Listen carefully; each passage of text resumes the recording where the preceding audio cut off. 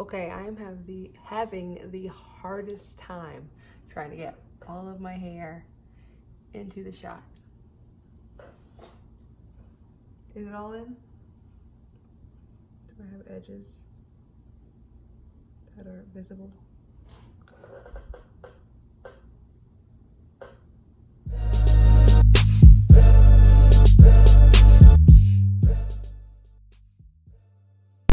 Hey, and welcome to Hey TRA.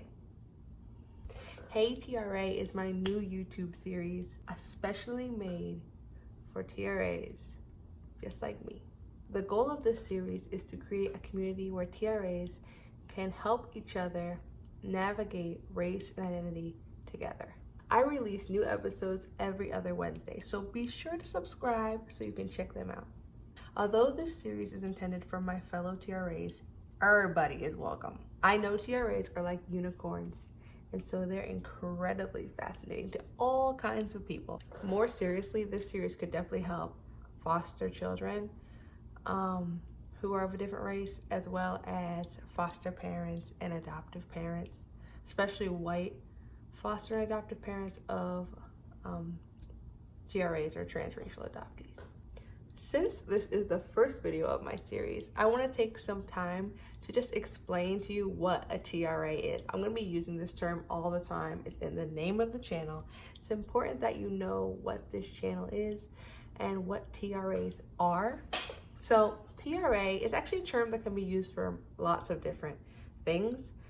In this particular case, I'm using TRA to describe transracial adoptees. You also can use the term TRA to describe transracial adoption. A transracial adoptee is typically someone who's adopted or fostered by a family whose race is different than their own.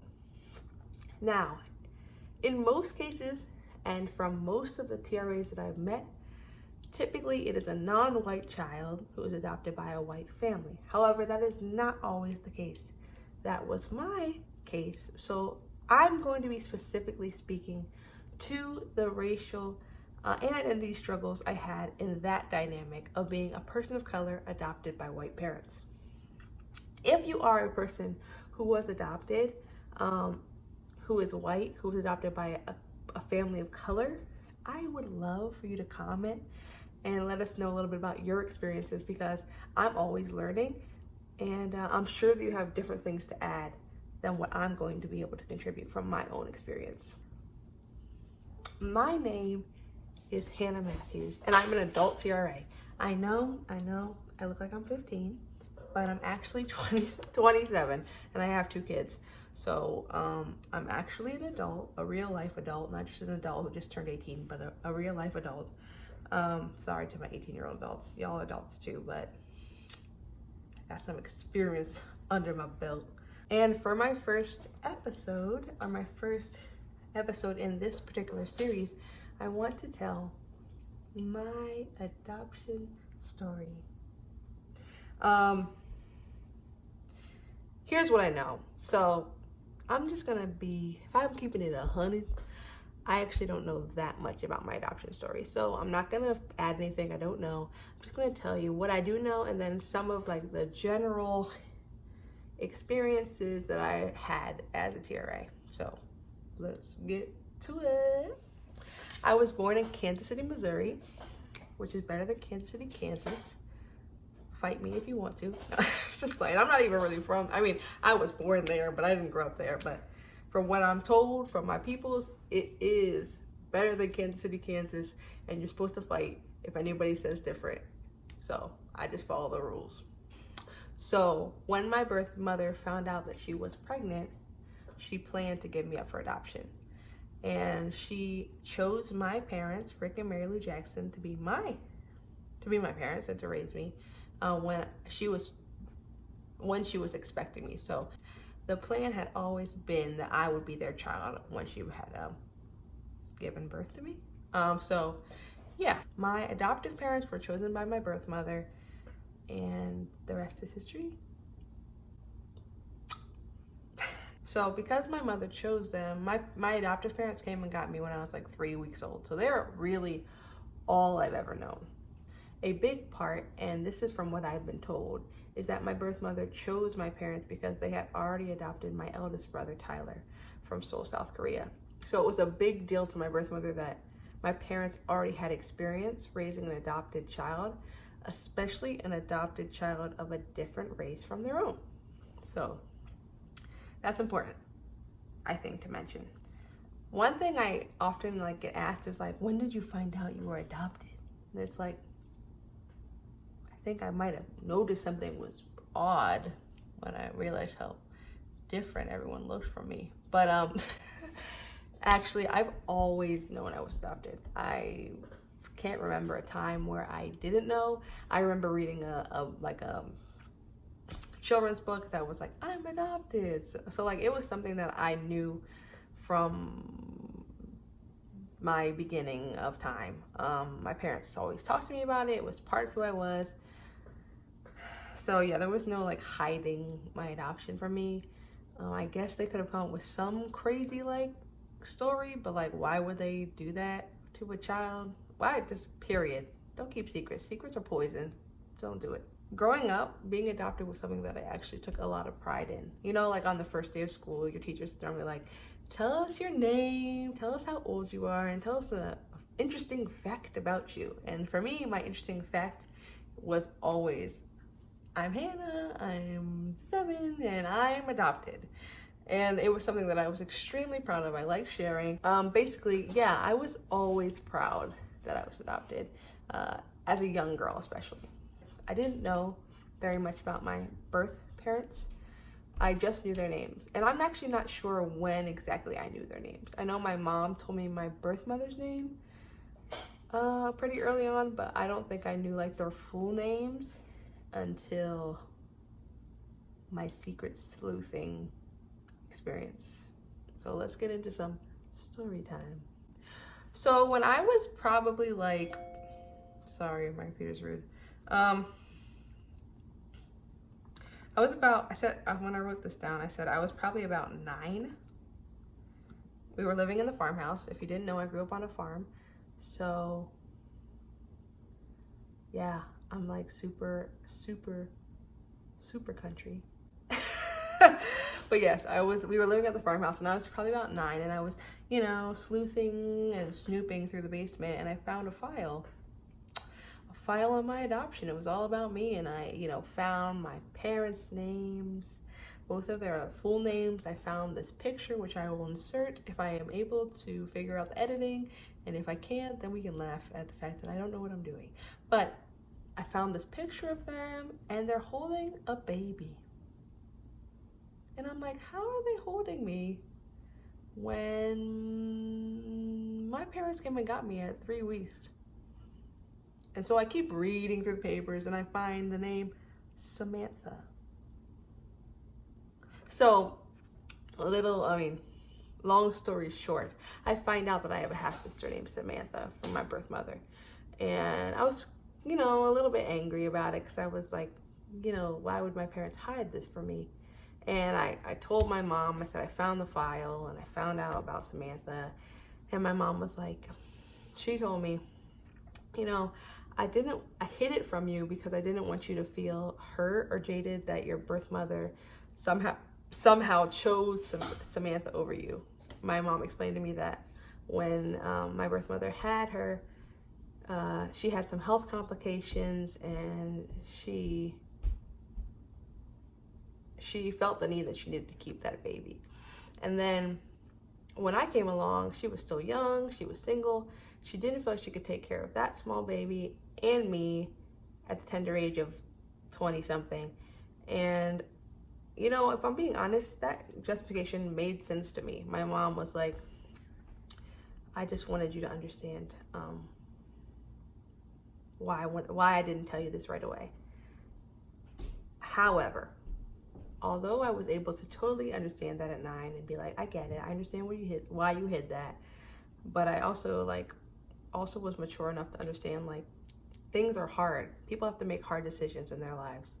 So to my adoptive parents and foster parents who are thinking about withholding information in order to protect their child, I would encourage you to put more faith in your child's ability to understand things at a young age.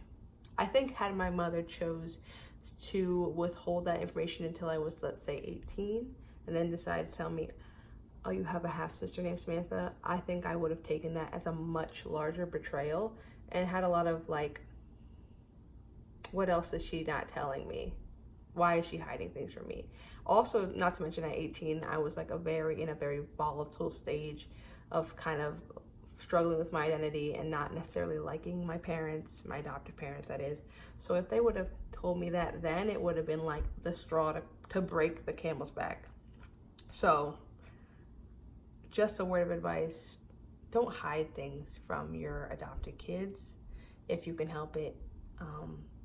You'll find that people who have been through that amount of loss and pain are able to empathize extremely well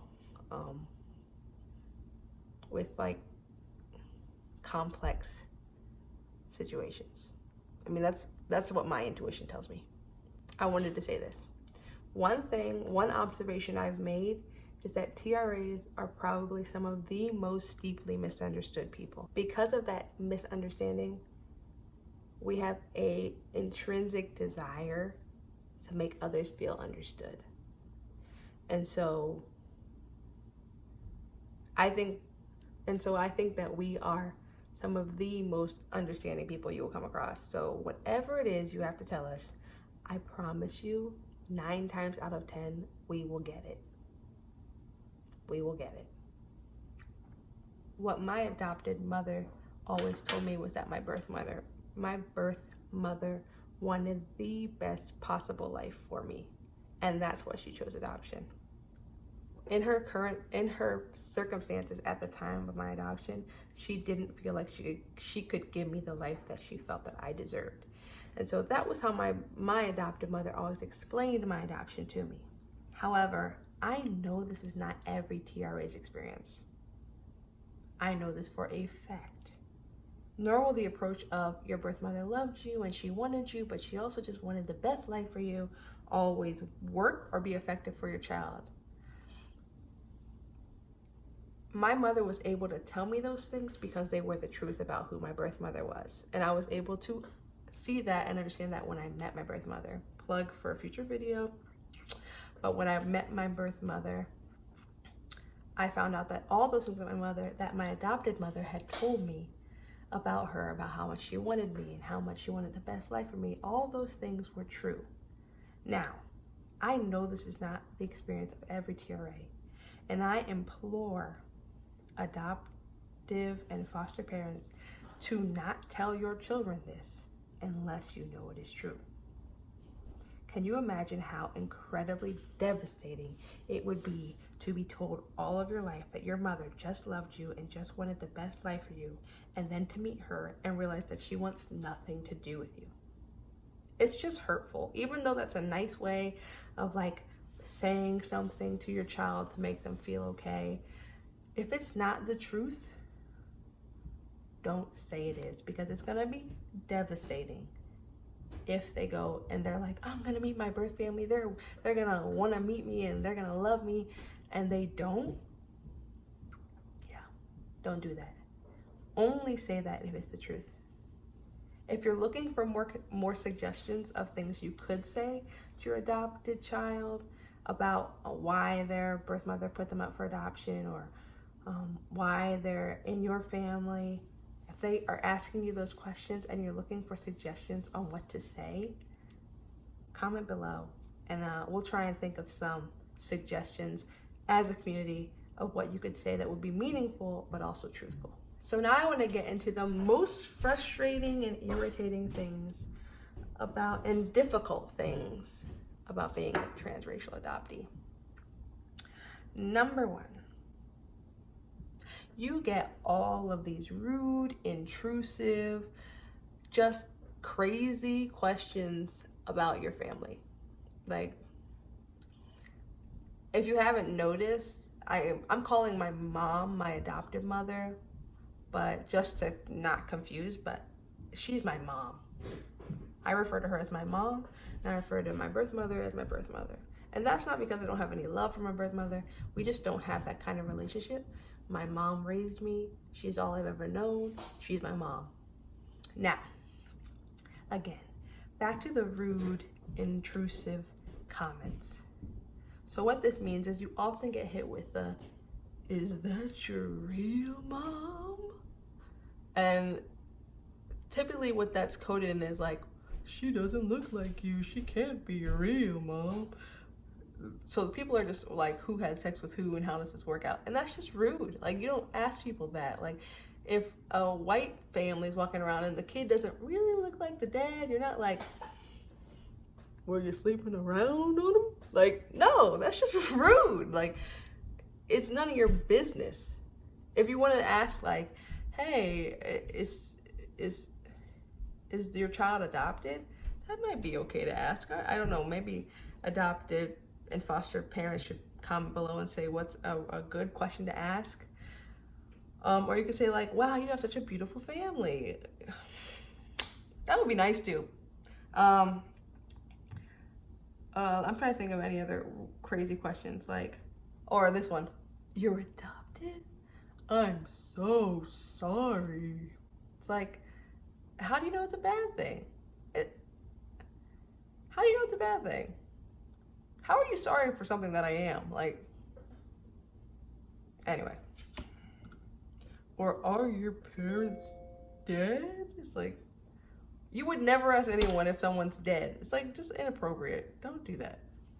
Don't ask me if my parents are dead. Oh, another thing is the whole, "Is that your real brother?" It's like, yeah, he's my brother, but you're real. I don't know why people are so fascinated in biology, but like,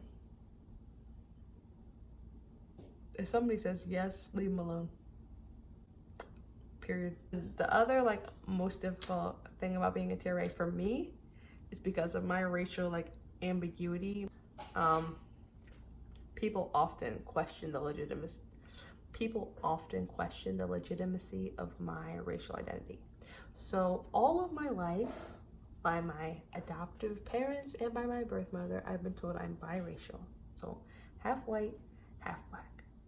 Now, I often get misidentified as Latina. There is nothing wrong with being Latina. In fact, if it turns out that I am Latina because I don't actually know that much about my ethnicity, that would be awesome. I'd love that. It would make my life a lot easier because then I look like I'm supposed to be that. But I often get a lot of questions, and this is especially by Black people, of like, "But you don't look black. You know, you just, we don't think so. We don't think so." That's really frustrating. It's hurtful. This little tidbit is for the Black community. If biracial and Black transracial adoptees can't find acceptance in the Black community, what community will they find acceptance in? For we certainly know people who look brown are not gonna find acceptance in the white community. It's just like, I understand that we might not look exactly like you do. I understand that we might not act exactly like you do. I understand that we might not have the same experiences that you do. But if we can't find safety and acceptance and community with you, where will we find it? Where will we find it? You can feel however you want to feel about our white parents. You can feel however you want to feel about the fact that white parents and foster parents are even adopting brown and Black children. But we need you. We need to have a place where we are able to be accepted and safe. And if we're constantly being questioned on the legitimacy of if we even belong here, we have nowhere to go. We're just like transient beings that have no place of belonging, and it's just and this is not just biracial and Black transracial adoptees. This is biracial people, period. Anyway, I could go on that 4 days.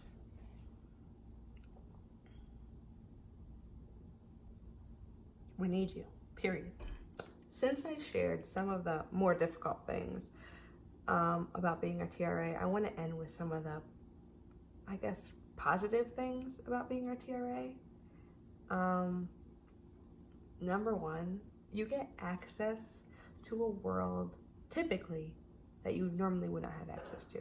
I had a lot of access to exclusive, in my opinion, exclusive white spaces of privilege that benefited me long term. And so by having my white parents to vouch for me and represent me in some ways, I have benefited from white privilege. Not saying that that's something that's like, this is great, but like, it's a reality, and so I have to acknowledge it. So I don't know if it's exactly positive, but it is something that I think is worth acknowledging. Now, a true positive is I have this super cool, unique racial identity. Like, there are only a very small, like, niche of TRAs who are biracial, who grew up in super white communities, and that's like me, and those are like my peoples. So like being able to like have that very unique perspective and have people be like, I really would like to hear about that because I have no idea what that's like. I used to be like, oh my gosh, I wish I just looked like, I wish I just had this. I just wish I could, you know, blend in. But now I realize all that time I spent as a teenager wanting to just blend in, I was made to just be set apart. And so with that being said, something that I used to be ashamed of, something that I wanted to hide, now I'm like, yeah, that's who I am. I'm like this weird conundrum of, yes, I look brown, but I have a lot of similarities with like white people. What's that about? But I'm still not the same because I'm still experiencing racism. Like, it's just this weird existence that's kind of cool and kind of messes with racism and kind of like turn things on their head and messes with people's brains, and you see them like, oh, I don't get it. Does not compute. I like that. I like defying stereotypes. I like being different. I like being unique. I like being complex. I like all of those things. And being a TRA is something that makes me that way.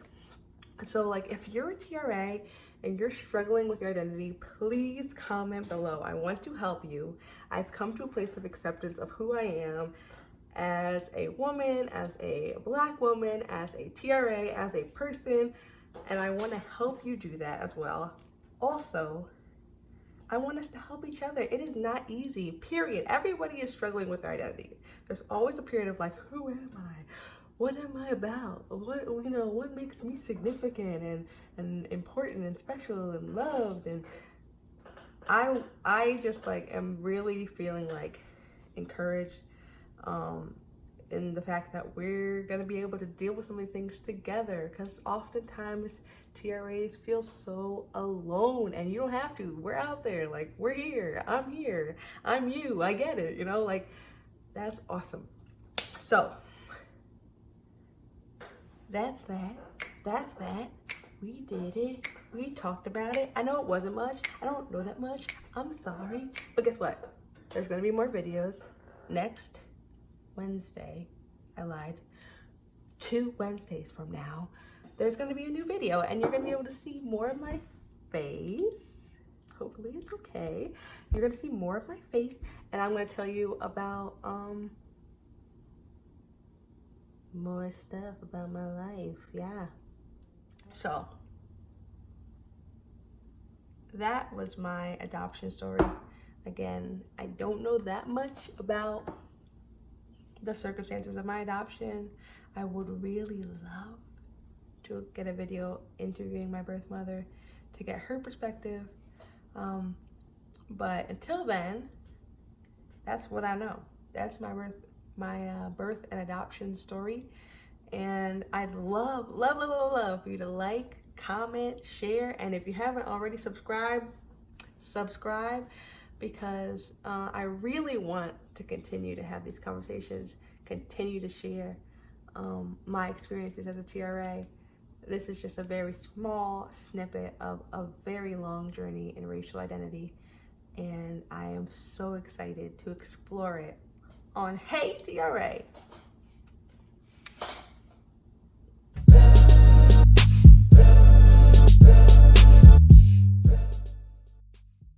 My roller don't tick-tock, it just glide. Actually, it doesn't tick-tock at all because the battery's dead. I've had this watch for like 10 years, Battery died probably year 2. I still wear it all the time. Just don't ask me what time it is because it's always 2:45-ish, 2:50.